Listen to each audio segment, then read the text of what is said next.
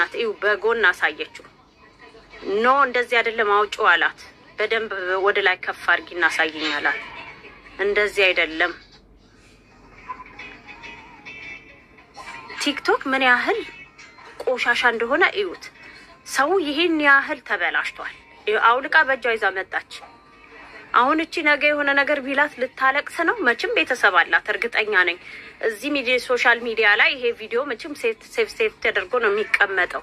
ነገ ማግባት መውለድ አለ። ባታገባ ባትወልድ እንኳን ምን አይነት አሳፋሪ በራከነ ኬሳ ilmi namaa amma horiyyuu jechuudha. Maaliif jedhaani ilaalchisaa baay'ee tokko jechuudha.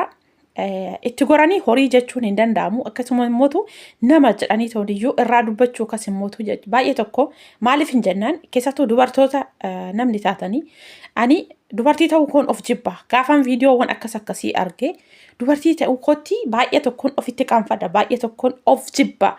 Hojii yookaas immoo taateen ofii kooti raawwadhe osoo hin taane waan tokko badii namni tokko dalagetti ani dubartii ta'ee mul'achuu kootti baay'ee tokkoon of qaaneffadha. Maaliif akka ta'e hin beeku. Hashamaa harka fuudhe akkam jirtan hordoftoota chaanala kootii kan taatan marti keessanuu nagaan rabbii lafaaf iddoo jirtanitti isiniif haa baay'atu. Akkam turtan akkabsaa kana keessan an obboleettiin keessan nagaa guuturraa faa qaba. Nageenya na bukkee ture isin birallee haa jiraatu isiniin jecha. Namoonni chaanala kana faara taatan subscribe like gochuudhaan maatii keenyatti dabalama. Kan maatii koo turtan immoo hanga yoonaa yaadawwan garaagaraatiin na deeggaraa turtan galatoomaa galata guddaa na biraa qabdan isiniin jechuu jaaladha. Ammallee deeggarsi keessan akkuma itti fufetti walaa jajjabeessinu isiniin jechuu jaaladha.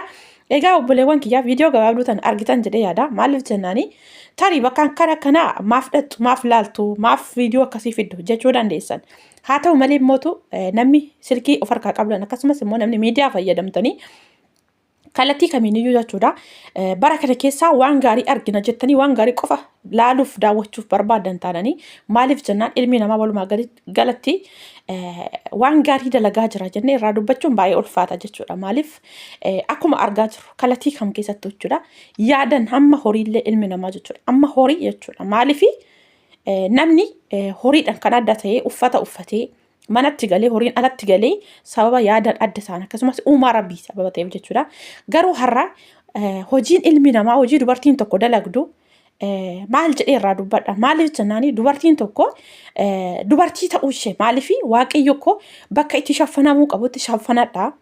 Bakka mul'achuu qabuun immoo akkasumatti mul'isa ittiin deemaa jedhee isin uume jechuudha. Har'a garuu miidiyaa irratti baatanii uffata ofirraa baastanii ani dhugaan isiniin jedha. Maaliif akka kanatti dalagnee maallaqa arganna akka kanatti dalagnee ittiin guddanna warri jetta suni dachee kanarra jiraachuumti hoo isinitti hafe wayya. Maaliif jennaan yoo dachee kanarra jiraachuu baattan baay'ee bareedadha. Namoota biraallee hin balleessitanii namoota biraallee hin qoshaashessitanii maaliif jennaan yoo jiraattanii hojiin keessanii ilma namaa karaa seexanaatirra qabu ilma namaa ibiddatti gatuu malee faayidaa tokko hin fayyaddan waan ta'eef jechuudha. Akka kanatti hojjedhee nyaachuurra du'a filadha jechuudha. Akka kootti jechuudha. Kanaaf obboleewwan kiyyaa maaliif jennaani gisee tokko namni ani hin beeku maaliif walumaa galatti tarii miidiyaa kanatu qoricha yookaan maraacha qabamu maali waan jedhu gaafii isinitti ta'a jechuudha. Keessattuu safara tiktookaa kana in beeku ilmi namaa jechuudha. Osoo miidiyaan kuni inni suni tiktookni gubatee sa'aatii 24 hin tura ta'e ilmi namaa fayyaan jechuudha. Maraatee kana caalaa jechuudha. Mangadarra ba'eetini wal nyaatan jedhaani. Maaliif inni tiktook kanarra jiru inni tiktookni kun danda'ee jiru ani hin beeku walumaa galatti jechuudha. Warri achirra oolan warri achirra ooltanii viidiyoo akka kanatti akkasumas liivii galtanii qixaatii akkasii qixaatii akkana naa ta'e mataan naa dhaabbadhu lixii dhandhanna dhiqadhu akkasuma barbaree fi mataa irratti naqadhu warri jechaa ooltan kuni dhugumatti ani jireenya qabdan jedhee si yaadu akkasumas immoo boruu keessanitti gara fuulduraatitti jireenya qabna jettaniiti namni tokko nan jiraadha jedhee namni jireenya isaa fuulduratti abjuuf mul'ata karoora dheeraa qabu waan akkasii hin dalaga jedhee yaadu boru mana dhaabbatee gaa'ila dhaabee ilmoo godhata jedhee namni yaadu waan akka kanaa hin hojjeta waan qoshaashaa akka kanaa kana hin dalaga jedhee yaadu akka gama kootti tan immoo namuu akkasii taatanii ilmoo of jalaa qabaattanii gaa'ila dhaabdanii jireenya keessa jiraatanii akkas taatan taananii dhalli keessa suni hin beeku maaliif jennaani walumaa galatti tarii ammam yoo seexana ammam yoo nama badaa ta'es ilmoon hammam takkayyuu jechuudha haadharraa baqachuu yookaan warra baqattee bakka dhaqxu sababa hin qabne yookaas immoo bakka dhaqxu dhaquu dandeessu sababa hin qabneefuyyuu tarii giddiidhuma si wajjin akkuma nuyi miidiyaa kanarratti gaafa isin agarru akka nama waan tokkootitti jechuudha isin baqannu kana akkasumatti isin baqataa jiraatu ta'e anaaf gaafidha. Maaliif jennaani namni jireenya isaa keessatti jechuudha boru viidiyoon kuni eessumattuu yoo naqamu miidiyaa kanarraa jechuudha. Wanti isin dalagdan kun guyyaadha guyyaatti taatee isin raawwataa ooltan kuni boru tarii hin beekamu hojiin rabbi jechuudha. Inni maraate fayyuu danda'a waan ta'eef gaafa maraatu kana akka tasaa beekamaa miti akka tasaa fayyitanii gara libboona keessanitti gara of beekutti deebitanii viidiyoon kun naqamu gaafa sana immoo lammaffaa irra deebitanii maraattan kuni beekamaadha. Maaliif jennaan yaallamtaniituma osoo fayyitanii yoo jechuudha. Warri maraattan kuni warri maraattanii amma qullaa deemaa jirtan warri maraattanii soonii jechuudha dhugaan isiniin jedha maraataniyyuu jechuudha. Nama yoo arge nama baqata nama fuuldura dhaabbatee kan qullaa shaaworii galu kan qullaa akka kanatti ani kan dhaabbeetu jechuudha. Isa as fidinan laalaa jedhu suni tarii silkii san keessan cabsee dhaqee tooniyyuu bakka garaa ofii ga'uuf immoo natti hin kolfinaa dhugaan isiniin jedha. Waaqayyoo keessi koo baay'ee tokko jechuudha. Maaliif dubartii ta'uu koof jibbeani sa'aatii kanatti jechuudha. Baafadhuutiin uffata jalaan kaawwatte baafadhuu fidii kan natti agarsiisin jedhu sun fidee uffata sana ijatti maratee deemuuf immoo maaliin godha? Ati yoo kan baafattee tooni fuuldura isaa dhaabbatte abbaa manaa keetii miti. Maaliif jennaan ani kan beeku akka uumama rabbiitti dubartiin takka guddattee of beektee erga of beektee haadha ofiitiyyuu garagartee uffata hin baafattu jedhu. Namni isheen uffata itti garagartee baafattu namni isheen akka waaqayyoon ishee uumetti uumama isheetiin eenyumayyuu qaama ishee kan dhofkachuu hin dandeenye abbaa manaa ishee qofa. Maaliif kun iyyuu uumama rabbii sababa ta'eef uumama rabbiiti kun. Innumti iyyuu addabaabayii kanarra ba'iiti akkas ta'e akkana ta'e osoo hin taane abbaa manaa fi haadha manaa jechuun akka waaqayyo uumetti maaliif jennaani isaan lamaan bichaadha. Namni akka uumametti walitti mul'achuu danda'u jechuudha. Kanaaf kun immoo addabaabayiidha yookaas immoo miidiyaa jechuun guutuu addunyaati. Namni abbaa manaa kee hin taane qullaa kee ogguun uffata ofirraa fuudhitii baafadhu natti agarsiisisin jedhu sana oggoo fuuldura dhaabbattee baafattee qullaa kee itti agarsiisu sana tarii dhuguma haadha qabdaa namni haadha qabu namni haati isaan deesse namni dubartii obboleettii dubaraa takka qabu waan akka kanaa hin dalagan itti hin fakkaatu akka gama kootti jechuudha. Kanaaf walumaa galatti maraattanii jirtanii uffata keessatti maraattan jechuufi baafattanii jirtan uffatallee. Ani dhugaan isinin jedha maaliif walumaa galatti dhaloota lafaa dhufu tarii silkii kana yoo maddachii kanarraa yookaas addunyaa kanarraa gubate malee jalaa dhoksaniisis ittiin ba'amu namni daa'imni xixiqqaan lafaa dhufu akkamitti akka guddatu boroo kan kana caalu maaltu dhufaadha. Ana kan gaafii natti ta'e wanti kana caalullee hin jiru. Maaliif yoo ishiin tipeetii dhaxxanii gatteessan asirra baatanii yoo wajjin raftan asirra baatanii keessa dabartanii mootuyyuu gamaa gamana maaliif tarii inni sillaala siin jedhu kuni wayi biyya ati keessa jiraatu ta'ee osoo hin taane guutuu addunyaa kanarra biyyoota addaa jira gamaa teessanii gamanatti maaliif fakkeenyaaf as amma Itoophiyaa keessa taanii nama Dubaayii jiru tokko yookaas immoo nama Beerut jiru nama Saawudii jiru tokkotti qullaa itti agarsiifachuu jechuudha kuni maaliif eenyummaa isaan beektanii TikTok sanarratti walitti dhuftanii TikTok sanarratti geemii wajjin taphattanii achi qixaatii kiyyaa kottuu qamisii ofirraa fuudhitii qullaan si ilaala gaafa isin jedhu gaafa ofirraa baastee kunoo na ilaali jettuuni. Kanaaf dhaloonni lafaa dhufu immoo maal ta'a laata boru sammuun isaanii ani hin beeku nama akkamii ta'u waan jedhu tokko waaqayyo bichaa beeka. Maaliif jennaani namni uffata keessatti maraatee jedhu garuu uffata keessatti miti kan maraattan gattanii jirtu erga uffata gattanii maraattanii turtanii jirtu.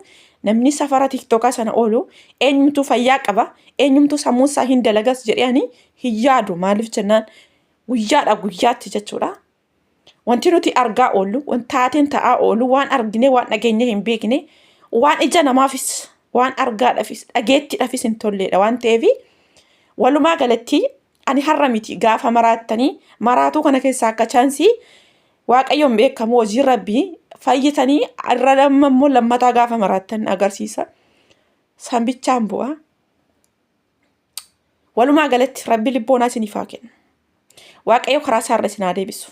Egaa obboleewwan kiyya dhaamsinan isiniif qabu maaliif jennaani akka barbaaddanittis waan barbaaddanis dalagaa.